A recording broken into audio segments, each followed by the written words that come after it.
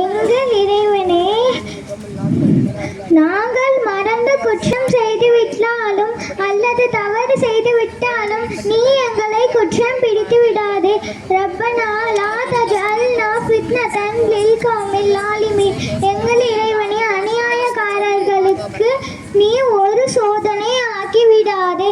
ரப்பனா ஆமன்னா ஃபக்துப்னா மஅஷ் ஷாஹிதீன்.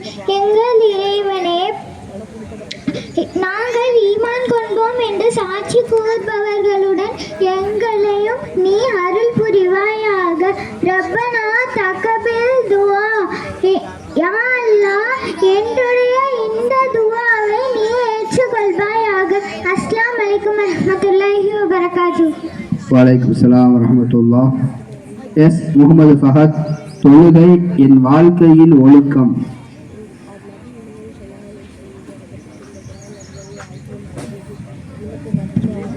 அஸ்ஸலாமு அலைக்கும். தொழுகையின் வாழ்க்கையின் ஒழுக்கம். தொழுகை ஒரு முஸ்லிமின் அடையாளமாகும். தொழுகை அல்லாஹ்வுடன் நம்மை இணைக்கிறது. தினம் 5 நேரம் தொழுவது கட்டாயம்.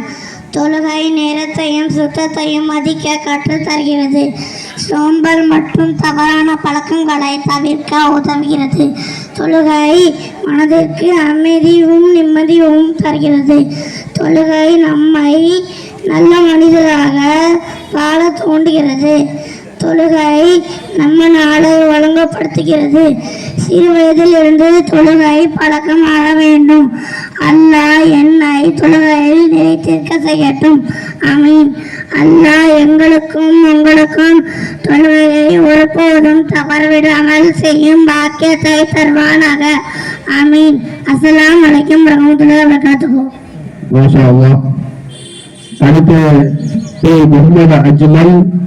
ஹலால் ஹராம் ஒரு பார்வை.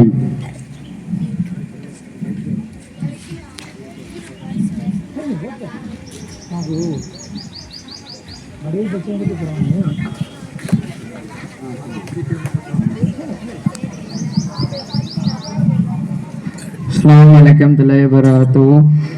ஹலால் ஹராம் ஒரு பார்வை. ஹராம் உள்ளத்தை கருமையாக்கும், ஹலால் உள்ளத்தை ஒளியாக்கும். ஹராம் தற்காலிக இன்பத்தை மட்டும் தரும், ஹலால் தினமான பரக்கத்தை தரும். ஹராம் வேதனை பெற்று தரும் பாதை, ஹலால் சொர்க்கத்தை அடையும் வழி. ஹராம் மனையச்சைகள் வெற்றி பெறும், ஹலால் மன நிம்மதி உண்டாக்கும். ஹராம் அழிவை ஏற்படுத்தும் குழப்பம், ஹலால் மன நிம்மதி உண்டாக்கும். ஹராம் உள்ளத்திற்கு வேறுமான கண்களுக்கு கவர்ச்சியாக தெரியும், ஹலால் உள்ளத்திற்கு பெரும் ஆறுதலை தரும். மனிதர்களை பூமியில் உள்ளவற்றை தூய்மையான அனுமதிக்கப்பட்ட பொருட்களை புசியுங்கள், மேலும் சைத்தானி அடிச்சுவடுகளை பின்பற்றாதீர்கள். நிச்சயமாக விளைப்பேடான அவன் உங்களுக்கு விளைப்பேடான பகைவன் ஆவான். அஸ்ஸலாமு அலைக்கும் வரஹ்மத்துல்லாஹி. வலைக்கும் ஸலாம். அடுத்து பொய் பேசக்கூடாது. அத்திபாரஃப்.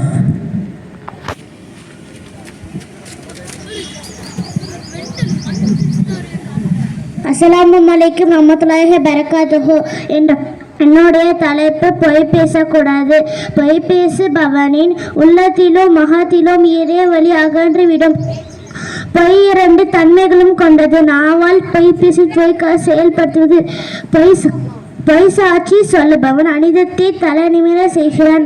ஒரு பொருளை விற்பனையாகவோ வாங்குவதாகவோ பொய் சொன்னால் அந்த பொருளினால் கிடைக்க வேண்டிய பலனை அப்போ இல்லாமல் ஆக்கிவிடும். பொய் பேசுவது விட்டு விடாத வரை ஒரு மூமின் முழுமையான ஈமானை பெற்றிய முடியாது என்று நபி ஸல்லல்லாஹு அலைஹி வஸல்லம் உபதேசம் என்றார்கள். அஸ்ஸலாமு அலைக்கும் வரஹ்மத்துல்லாஹி வபரகாத்துஹு. வலைக்கும் ஸலாம். அடுத்த கேள்வி பதில்.